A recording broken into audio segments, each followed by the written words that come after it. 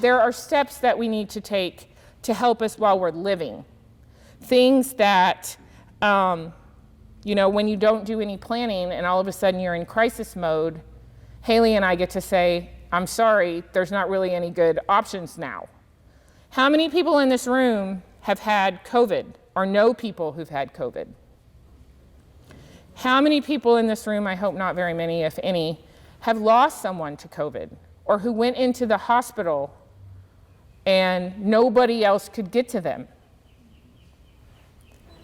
Yeah.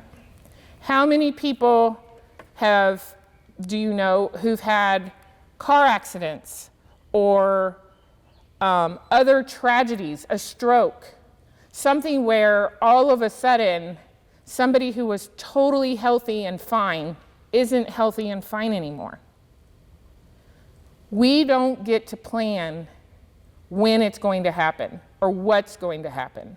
But what we can plan is we can do things like powers of attorney that tell us, hey, world, this is the person I want making medical decisions for me. So that's called a medical power of attorney. And what I would highly recommend for those of you who have them is to make sure that your medical power of attorney also includes a HIPAA release. A lot of powers of attorney don't have that HIPAA release included. So what does that mean? All of a sudden you've had a medical emergency and you've been taken to a hospital who has none of your medical records. And they're calling you, hey, your sister Jane Smith was just in a car accident and we need to know what medication she's on. Oh, I can't get her medical records because I don't have a HIPAA release. I'm her named agent for her medical power of attorney, but because I don't specifically have a HIPAA release, HIPAA laws won't let me get their medical records. So very, very important to have a medical power of attorney with a HIPAA release. It's also very, very important to have an alternate. Don't just name one person. Because what happens, heaven forbid, if you're in a car accident and your named agent is with you, or you both get COVID, or you both have some horrible event. And this is where I say it's very important to review them because lives do change. So you might have done a medical power of attorney 10 years ago and the person you named isn't even alive anymore. That's a problem.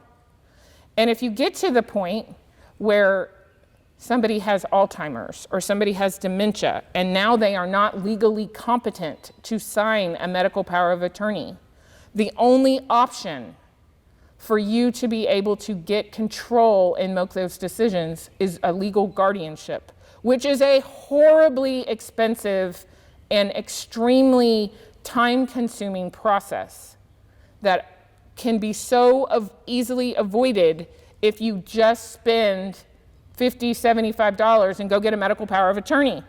You would be amazed how many calls we get. Well, my mother has been diagnosed 2 years ago with dementia. Now she doesn't know who I am and I need a power of attorney. Too late. They're not medically competent. For those of you who have adult children, you don't get to make medical decisions for your kids as soon as they turn 18. If there's special needs children that you've been able to care for, they turn 18, now you have to go get guardianship for them. And you have to plan for them if you aren't the person who's going to be able to care for them forever, right?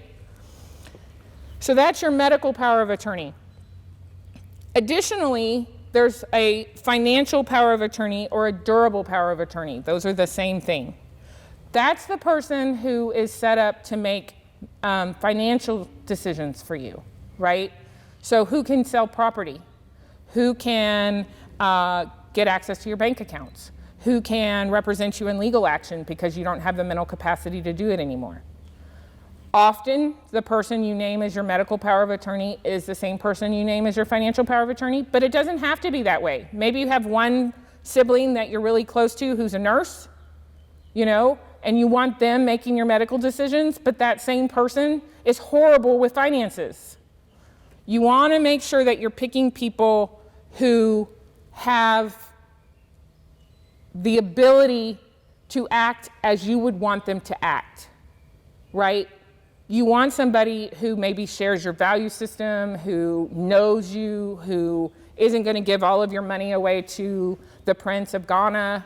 You know, you want to make sure that that's somebody you trust, because when you sign that power of attorney, that person who's an agent has power, and you want to make sure that it's somebody you trust who's not going to abuse that power.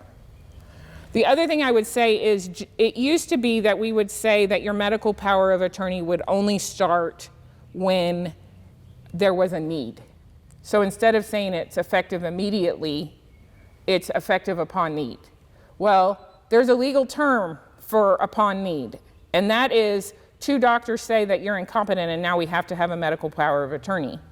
Well, what we have seen a ton of, especially in this world of COVID, where people have gone from fine to not fine in 48 hours, is it takes a lot sometimes to get 2 doctors to say, oh, they can no longer make their own decisions.